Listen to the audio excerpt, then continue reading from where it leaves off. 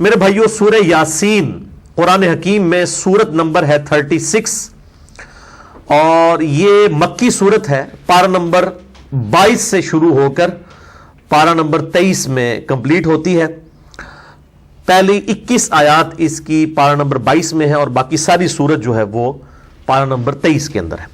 اور ظاہر ہے یہ پاروں کی ڈویژن جو ہے یہ توقیفی نہیں ہے، نبی صلی اللہ علیہ وآلہ وسلم نے تعلیم نہیں فرمائی، یہ بعد میں کی گئی ہے تابعین کے ادوار کے اندر.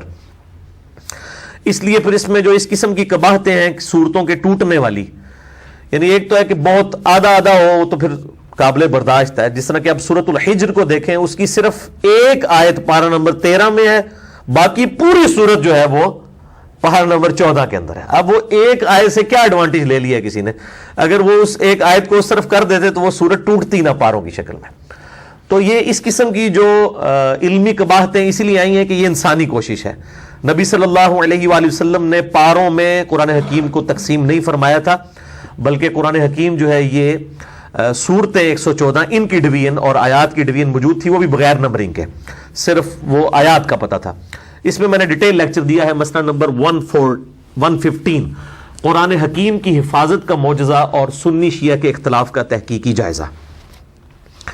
سورہ یاسین کا جو مرکزی ٹاپک ہے یہ عقائد ثلاثہ ہے، جو مسلمانوں کے بنیادی 3 عقائد ہیں: عقیدہ توحید، عقیدہ رسالت اور عقیدہ آخرت.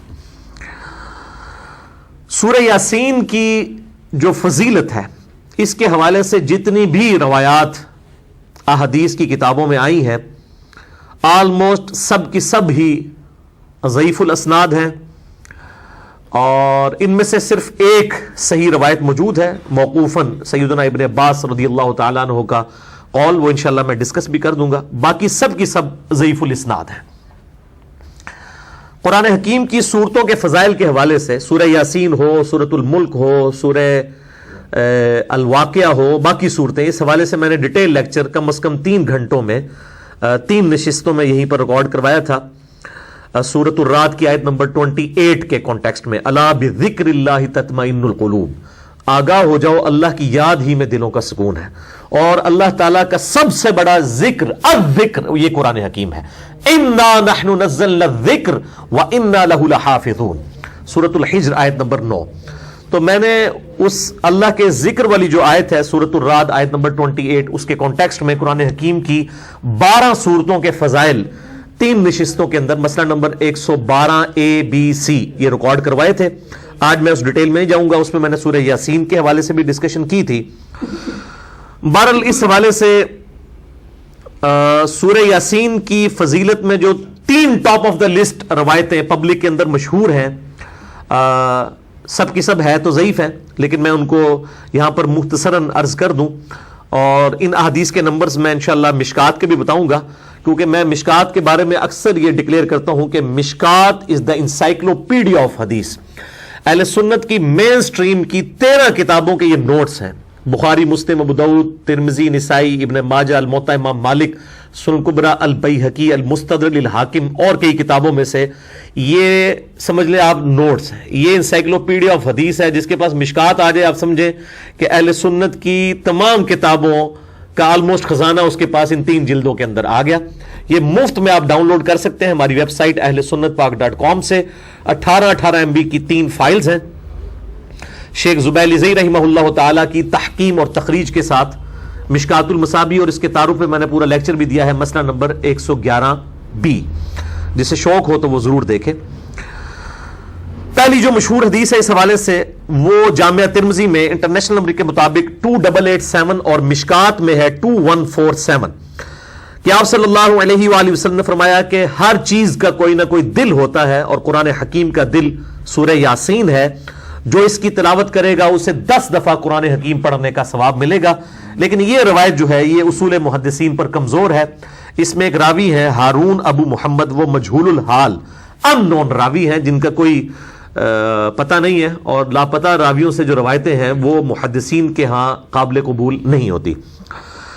دوسری روایت ہے کہ آپ صلی اللہ علیہ وآلہ وسلم کی طرف منسوب ہے کہ جو اللہ کی رضا کے لیے سورہ یاسین پڑھے اس کے سابقہ سارے گناہ معاف کر دیے جاتے ہیں. لہٰذا اپنے قریب المرگ جو لوگ ہیں، نزع کے عالم میں ہیں، ان کے پاس اس کو پڑھو. یہ روایت شعب الایمان امام بیہقی کی کتاب میں 2458 نمبر ہے اور مشکات میں 2178.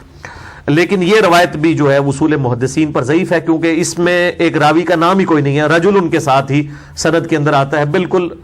یعنی وہ جو پچھلی روایت تھی اس میں نام تو موجود تھا، مجہول الحال تھا، اس میں تو نام بھی اس کا نہیں ہے، اتنا لاپتہ ہے، لہذا یہ روایت بھی کمزور ہے. اچھا، مارکیٹ میں سورہ یاسین کے حوالے سے آپ نے دیکھا ہوگا وہ مبینوں والی ایک یاسین مل رہی ہوتی ہے، وہ جتنی مبینیں آتی ہیں نا 7-8، وہ ہر مبین کے بعد اس میں ذکر ایڈ کیے ہوتے ہیں. یہ فیبریکیٹڈ ہے، اس کی کوئی اصل موجود نہیں ہے، اور اس قسم کے وظائف مارکیٹ کے اندر کافی سارے جو ہیں وہ ملتے ہیں. جب تک سند صحیح نہ ہو اس وقت تک ان وظائف کے اوپر اپنا ٹائم ضائع نہ کیا جائے.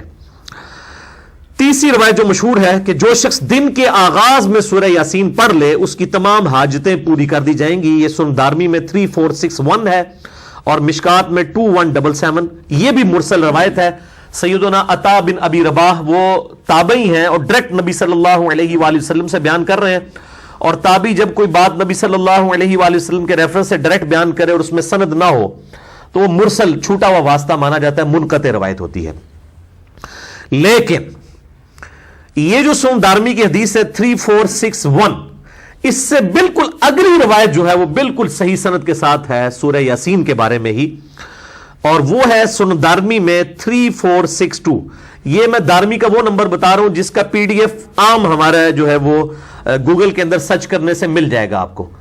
سنن دارمی میں 3462، اور اس کی تحکیم جو ہے وہ شیخ سلیم حسین اسد نے کی ہے، انہوں نے بھی اس کو روایت کو صحیح کہا.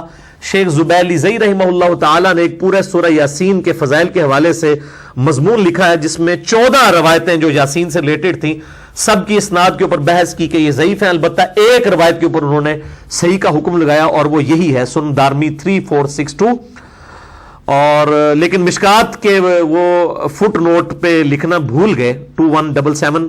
ویسے ان کی عموماً عادت ہے کہ جب کسی روایت کے اوپر ضعیف کا حکم لگاتے ہیں تو اس کی پھر فٹ نوٹ پہ نا اس کی موقوفاً اگر روایت صحیح ہو تو لکھ دیتے ہیں، یہاں پہ وہ بھول گئے. البتہ الگ سے ان کا جو مضمون ہے شیخ زبیر صاحب کا فتاوی علمیہ کی پہلی جلد میں صفحہ نمبر 493 سے 497 تک انہوں نے اس کہ فضائل پہ جتنی حدیثیں ہیں ان پر تحکیم کی ہے اور ایک روایت کو صحیح قرار دیا. اور وہ ابن عباس کا قول ہے، موقوفاً روایت ہے، ان کا اپنا قول ہے کہ جو شخص صبح کے وقت سورہ یاسین پڑھ لے گا اسے شام تک ہر کام میں آسانی میسر ہوگی، اور جو شخص رات کے وقت سورہ یاسین کی تلاوت کرے گا اسے صبح تک ہر کام میں آسانی میسر ہوگی. تو جو صبح کے وقت کام کے لیے نکلتے ہیں وہ صبح پڑھ کے نکلیں، اور جو رات کی شفٹوں میں کام کرتے ہیں وہ رات کے وقت پڑھ کے نکلیں.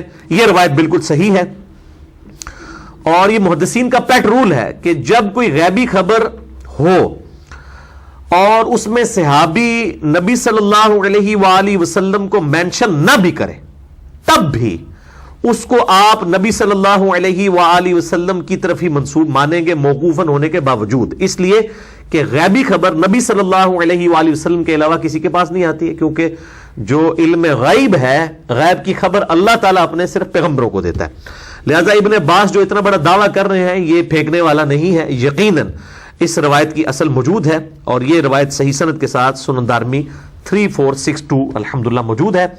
باقی صورتوں کے حوالے سے اگر آپ نے لیکچر سننا ہو تو مسئلہ نمبر 112 ABC میرے 3 لیکچرز یہیں پر ریکارڈ ہوئے تھے، یوٹیوب کے اوپر اویلیبل ہیں، آپ ان کو دیکھیں. 3.5 گھنٹے کی آلموسٹ سب ملا کے گفتگو بنتی ہے. ہماری ویب سائٹ اہلسنتپاک.com پہ بھی آپ کو وہ 3 لیکچرز مل جائیں گے انشاءاللہ تعالی.